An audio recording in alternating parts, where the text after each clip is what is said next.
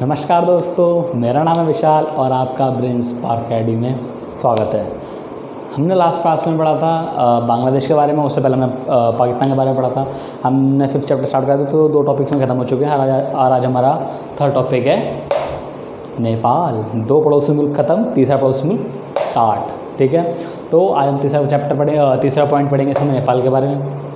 उससे पहले क्या है कि अगर आपको कोई भी PDF की लिंक चाहिए होती है, PDF चाहिए इस चैप्टर की, तो आप डिस्क्रिप्शन लिंक में मेरे टेलीग्राम चैनल वहाँ से इसे डाउनलोड कर सकते हैं। ठीक है, तो हम स्टार्ट करते हैं टॉपिक। तो पहली बात, वो दोनों मीडियम में, हिंदी मीडियम में, इंग्लिश मीडियम में भी, एक में नहीं है वो। ठीक है, चलो। तो monarchy and democracy in Nepal topic आया है नेपाल के अंदर, मोनार्की एंड डेमोक्रेसी। देखो, नेपाल एक ऐसी कंट्री है जो अभी तक गुलाम नहीं बनी है। ठीक है, हमारा बांग्लादेश था, उसमें भी डेमोक्रेसी सिस्टम ने पढ़ा। पाकिस्तान के अंदर हमने डेमोक्रेसी सिस्टम पढ़ा। अब नेपाल के अंदर भी डेमोक्रेसी सिस्टम के बारे में पढ़ेंगे। ठीक है, तो इसमें है मोनार्की सिस्टम होता है। मोनार्की सिस्टम क्या होता है? मोनार्की सिस्टम क्या होता है? जिसमें एक राजा होता है, राजा जिसे बोलते हैं हिंदी में राजतंत्र। ठीक है, राजा होता है, राजा अपने कंट्रोल से सारा राज चलाता है, पूरा कंट्रोल करता है, उसे बोलते हैं राजतंत्र बोलते हैं, जिसे मोनार्की सिस्टम बोलते हैं। ठीक है, हमारे नेपाल में पहले मोनार्की सिस्टम ही था। ठीक है, ये बाद में आया है डेमोक्रेसी।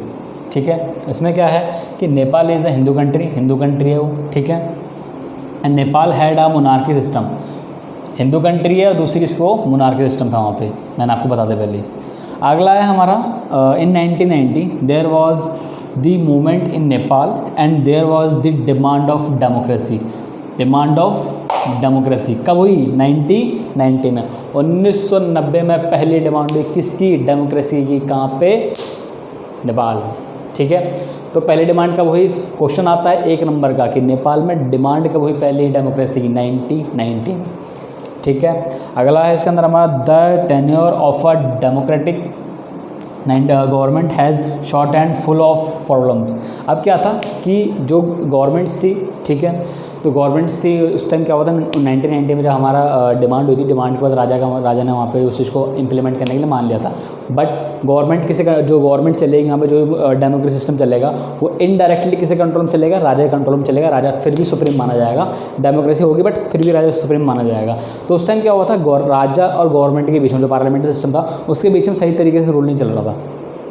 तनातनी थी, राजा कुछ बोलता था, गवर्नमेंट कुछ लोगों के सपोर्ट से कुछ बात करती, तो बीच में तनातनी चल रही थी, प्रॉब्लम्स क्रिएट हो रही थी और गवर्नमेंट का शॉर्ट टाइम हुआ करता था। ठीक है, तो ये चीज़ के अंदर आई। अगला है हमारा कि 2002 में in 2002 the king dissolve the parliament and abolished what ever little democracy in had. अब क्या था कि इसमें जो छोटी सी भी थोड़ी घनी जो छोटी डेमोक्रेसी वहाँ पे थी, और उसने क्या कर दिया, पार्लियामेंट को भी ख़त्म कर दिया। वही चीज़ कब ख़त्म करा? 2002 में। एक क्वेश्चन और फंस गया क्या कि हमारे नेपाल में डेमोक्रेसी कब डिज़ोल्व की गई थी? इन 2002।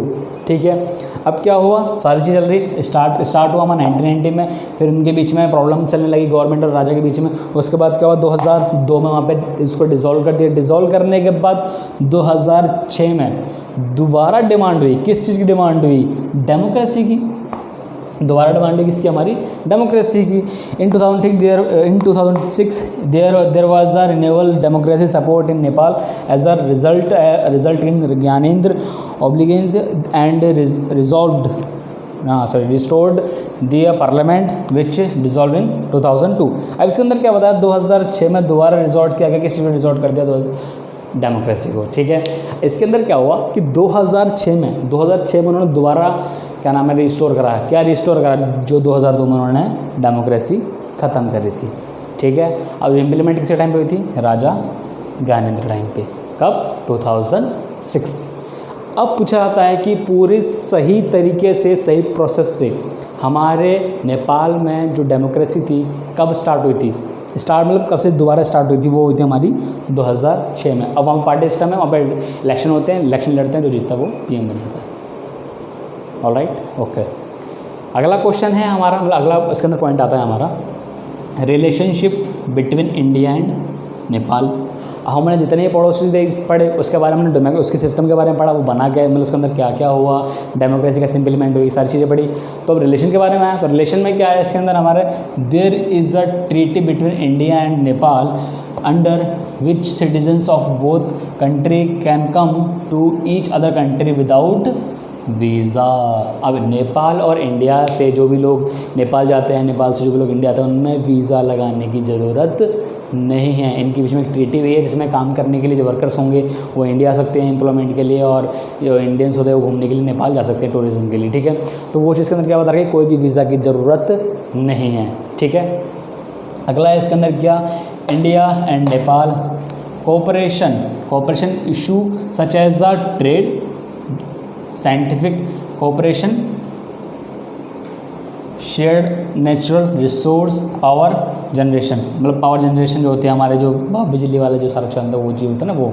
तो अब उसने क्या है, कोऑपरेशन हुआ सच कौन से इश्यूज़ हुआ, ट्रेड, इंडिया और नेपाल के बीच में अच्छा खासा ट्रेड के लेके हुआ, हमारा साइंटिफिक कोऑपरेशन को लेके हुआ, जो जितने भी रिसोर्स होंगे या रिसर्चेज होंगे उसको लेके हुआ, हमारे नेचुरल रिसोर्सेज को लेके भी हुआ कि हम पावर सप्लाई पावर जनरेशन को हम क्या कर देंगे, सपोर्ट करेंगे साथ में मिलके, है ना। ये हो गया हमारा पॉजिटिव वाले जो कोऑपरेशन दोनों के बीच में।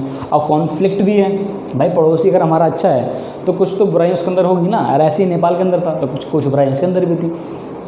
अब इसके अंदर क्या आया कि India has expressed unhappiness over Nepal friendship with China.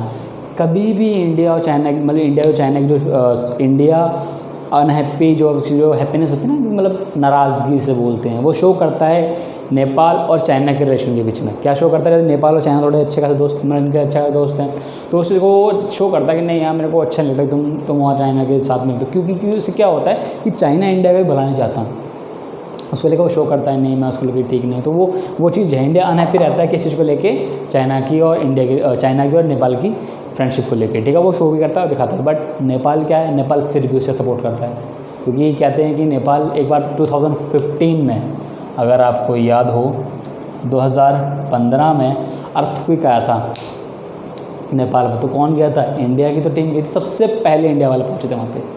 ठीक है, कहने को नेपाल चाइना का सबसे अच्छा दोस्त बोलता है, बट उसके बावजूद भी सबसे पहले इंडिया में पहुंचा था। हमारे नरेंद्र मोदी साहब जो थे उन्होंने बोल दिया था फटाक से वहाँ जाओ और उस चीज़ को सॉल्व करो, उनको हेल्प करो, वो चीज़ उन्होंने बोला था। अगला पॉइंट है इसके अंदर, the Nepal government has not taken step against the anti Indian elements. जो एंटी इंडियन एलिमेंट्स जो है उनके अगेंस्ट में जो नेपाल गवर्नमेंट है स्टेप नहीं उठाती है। ऐसा होता है ना, इंडिया भारत विरोधी जो तत्व हैं, भारत विरोधी जो कुछ लोग होते हैं, आतंकवादी होते हैं, उनके अगेंस्ट में कोई स्टेप नहीं उठा रहा, कोई तगड़ा सा स्ट्रॉन्ग सा स्टेप नहीं उठाता है। तो उसको लेके इंडिया कॉन्फ्लिक्ट इश्यूज़ होते हैं जो इंडिया और नेपाल के बीच में बनते रहते हैं, उस चीज़ को लेके ये बोलता है। ठीक है, नेपाल की गवर्नमेंट का सारा काम हो गया। नेपाल और भारत के रिलेशन कैसे हैं, इंडिया और नेपाल वाले कॉन्फ्लिक्ट क्या क्या हैं, वो नेपाल में सारा मोनार्की सिस्टम डेमोक्रेसी सिस्टम कैसे हुआ, ये वाला टॉपिक ख़त्म। आज हमारा एक और प्रोसेस ख़त्म हो चुका है, मतलब ख़त्म नहीं इन द सेंस ख़त्म नहीं कि वो टॉपिक ख़त्म हो चुका है। ठीक है, तो आप मिलेंगे आपसे नेक्स्ट वीडियो में। अगर आपको कोई भी डाउट हो, डिस्क्रिप्शन में मेरा लिंक है, वहाँ पे नंबर भी मेरा, तो वहाँ पे डायरेक्ट आके मेरे को पिन कीजिए, मैं आपके सारे क्वेश्चन को क्वेरी करूँगा और आइए अपना स्वस्थ रखें। जय हिंद, जय भारत।